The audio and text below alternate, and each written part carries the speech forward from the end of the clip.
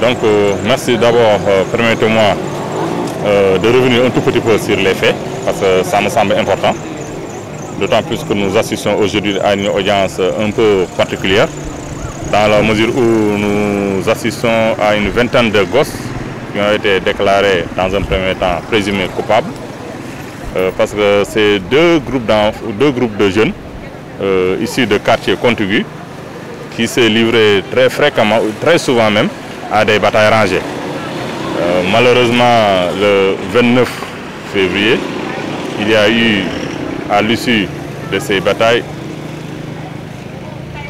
un homicide qui a été commis sur la personne d'un mineur aussi. Il est toujours mineur, il est de mineur de Omar Sow, qui est juste âgé de 17 ans. Par la suite, il y avait une 21 interprétations, dont le principal acteur qui est présentement en correctionnel.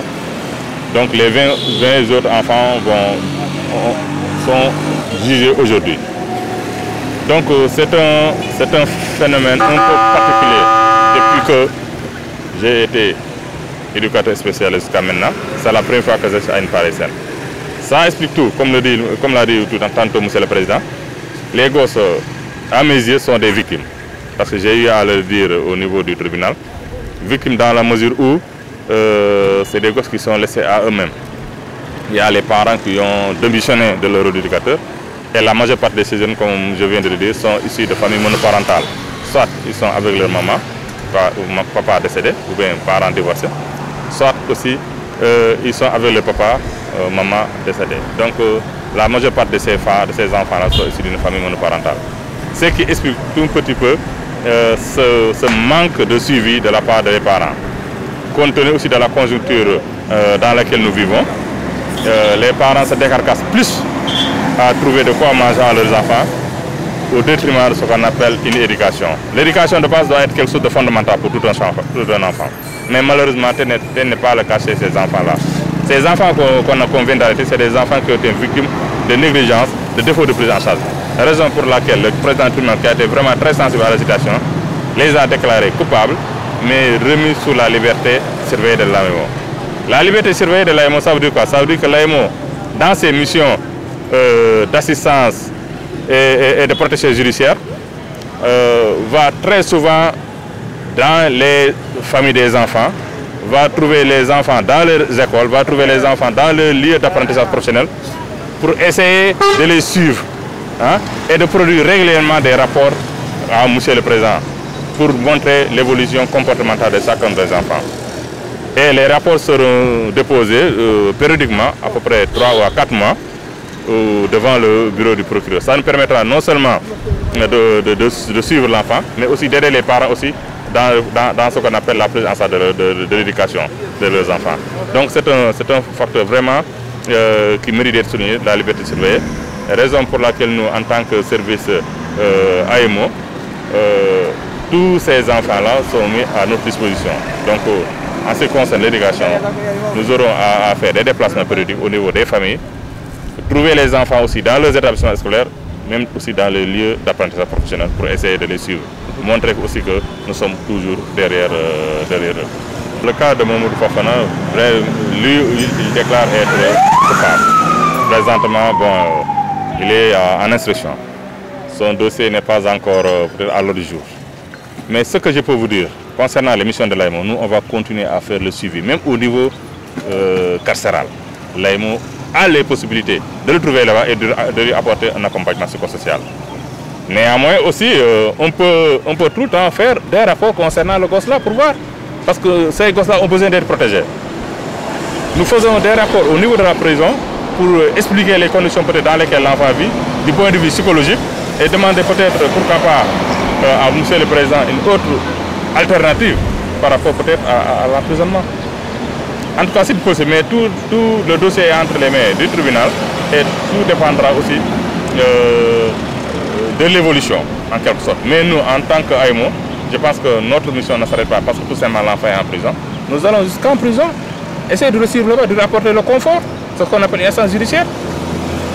Si ça nécessite qu'on produise un rapport pour ce gosse-là concernant les conditions dans lesquelles il évolue, les lourdes charges qui pèsent aussi sur ses frères épaules, Nous ne manquerons pas de le faire et de le signer à M. le procureur ou M. le président du tribunal. Lui aussi, il pourra prendre des mesures par rapport à peut-être aux recommandations de l'AMO.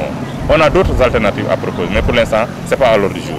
Xanaa metti na torop waaye dama ciy sant yàlla bu baax waaw parce que ay mbiru xale la yàlla lu mu dogal rek loolu lay am waaw li am nii yaay bu ne ñaanul lii yàlla waaw kenn ñaanul lii yàlla mais yàlla bu ko dogalee dina am rek xaw ma ciy sant yàlla bu baax waaw.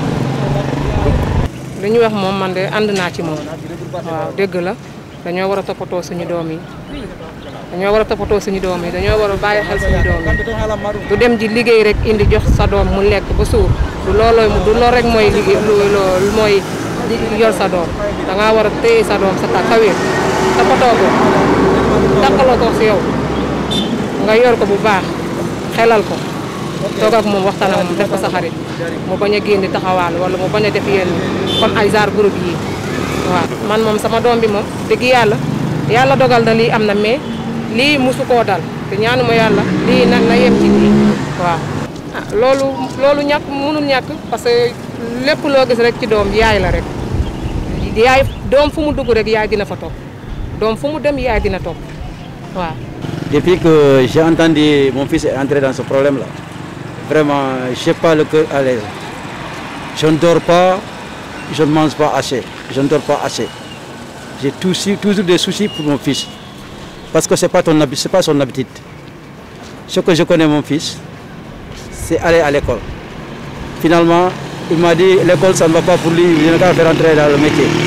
Je l'ai fait rentrer dans le métier de carreleur. Il travaille là-bas. Il est descendu le soir. Lorsqu'il est descendu le soir, moi je suis venu à 22h, j'ai quitté en brousse. Lorsque je suis arrivé devant la porte à 22h20, quittant de Mako, je suis rencontré immédiatement avec lui devant la porte. On peut que j'allais le tamponner même avec ma moto. Je lui ai dit que où tu vas? Il m'a dit qu'il a entendu Satché, il faut qu'il aille ailleurs pour voir ça. Il dit que mais c'est pas évident. Viens à la maison. Rentre dans la maison. Il n'a pas accepté ce que je parle. Il est sorti. Lorsqu'il est sorti, il est parti directement dans la maison d'un voisin. Tout près, ça ne fait même pas 100 mètres entre nous. Et chaque instant, c'est là-bas que je le vois aller se laver. Parce qu'il dit que l'eau de robinet est chaud. Lui, il va aller, son copain, il va se laver là-bas. Chaque jour, c'est là-bas qu'il se lave. Quand il descend au travail, il vient à la maison, il va son copain là pour se laver. Il est parti se laver là-bas. Finalement, en revenant, vous savez, les gosses, ils ont leur activité de courir. Donc, lorsqu'il courait, il est rencontré avec ce policier-là. On l'a pris. Et a voulu le prendre. Le gosse a fui jusqu'à la maison. Lorsqu'il est venu à la maison, finalement, le policier a dit que toi, je vais t'amener. J'ai dit que qu'est-ce qu'il a fait? Il m'a dit, il ne peut pas parler. Il ne parle pas. J'ai dit que non, si vous pouvez parler, je ne peux pas libérer mon gosse avec vous. Après, finalement, il a appelé notre policier qui a en tenue. Lui, il n'était pas en tenue. Je sais très bien c'est un policier. Je ne l'ai pas agressé, je ne l'ai rien dit de mal. Finalement, il a appelé le policier là. Le policier est venu le prendre. Il dit, mon père, vous m'excusez, vraiment. Et on va amener le gosse. Tout ce que vous voulez savoir, venez au commissariat, on va vous expliquer. Et merci, c'est comme ça. Et je les laisse partir. Aujourd'hui, ce jour est arrivé. On remercie le président de la République. On remercie le président du tribunal Kédougou et le procureur. On les remercie très bien bon, parce qu'ils ont fait le travail, ce qu'ils doivent, ils ont fait ça. Franchement, ils ont travaillé, les gosses ont fait 15 jours, c'est vrai, mais c'était normal aussi que les gosses fassent ça. Fait les temps qu'ils ont fait là, parce que si le bon Dieu a dit que c'est ça que tu vas faire, tu vas le faire. Ce que le bon Dieu a écrit sur ton front, c'est forcé et décret que tu vas le faire. Et il l'a fait.